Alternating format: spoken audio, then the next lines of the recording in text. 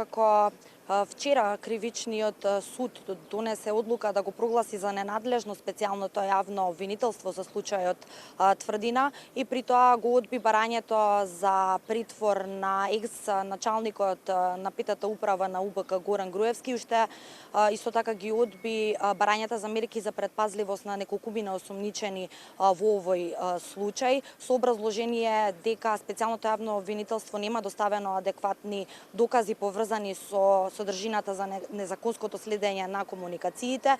Од Социјалдемократскиот сојуз денеска на пресконференција соопштија дека ќе поднесат кривична пријава на одлуката на судиката Александра Поп Стефанија.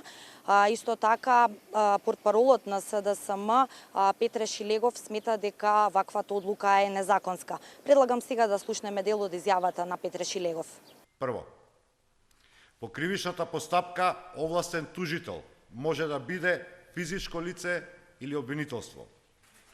Специјалното јавно обвинителство е токму тоа – обвинителство. Ова значи дека постапката е покрената од надлежен орган СЈО.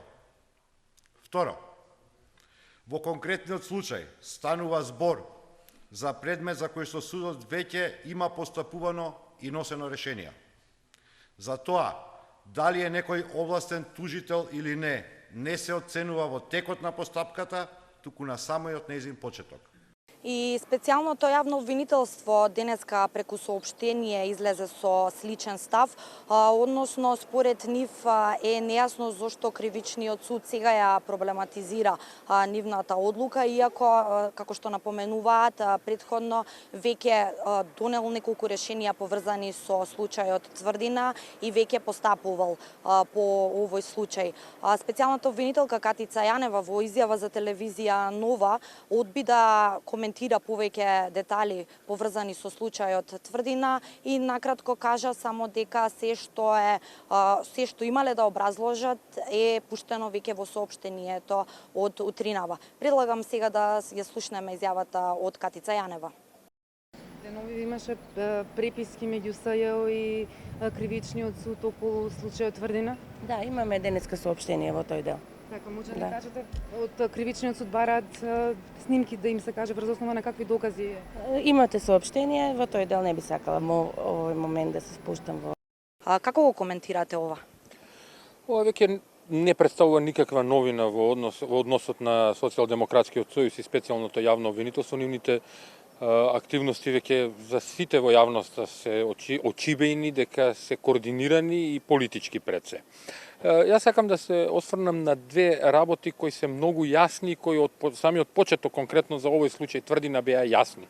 Првиот е дека специјалното јавно обвинителство навистина нема надлежности над овој случај, бидејќи случајот е од 2014 и 2015 година и нема никаква врска со прислушуваните материјали, односно токму тоа и судот го побара од специјалното јавно обвинителство во еден свој дел, барајки докази дека се однесува конкретно на прислушуваните материјали, односно дека има врска со прислушуваните материјали, односно кривични дела кои може да произлезат од нелегално стекнатите прислушувани материјали. Тоа е првата работа. Втората работа е она во која специјалното јавно обвинителство првиот пат кога го покрена овој случај против осомничените, необвинетите, направи една хајка и притисок со помош на надворешниот фактор да судијата во еден момент изрече мерка притвор конкретно на еден осомничен во случајот, што беше сосема погрешна одлука според мојата проценка.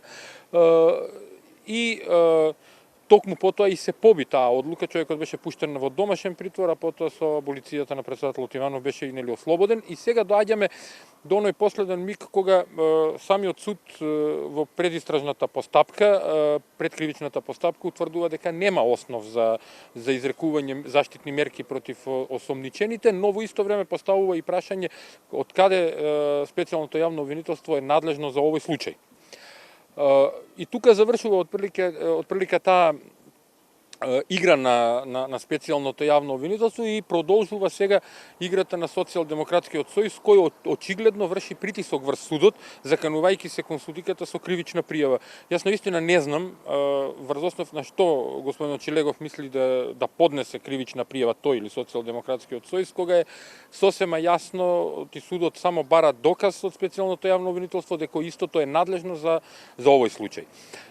Особено е многу важно тоа што и специјалното јавно обвинителство и Социјалдемократскиот сојуз, низ примерот на овој случај тврдина, покажуваат во пракса како нанесуваат штета на државата на Република Македонија, не само во однос на кредибилноста на институциите на системот, туку и во однос на безбедносната состојба и сигурноста на граѓаните.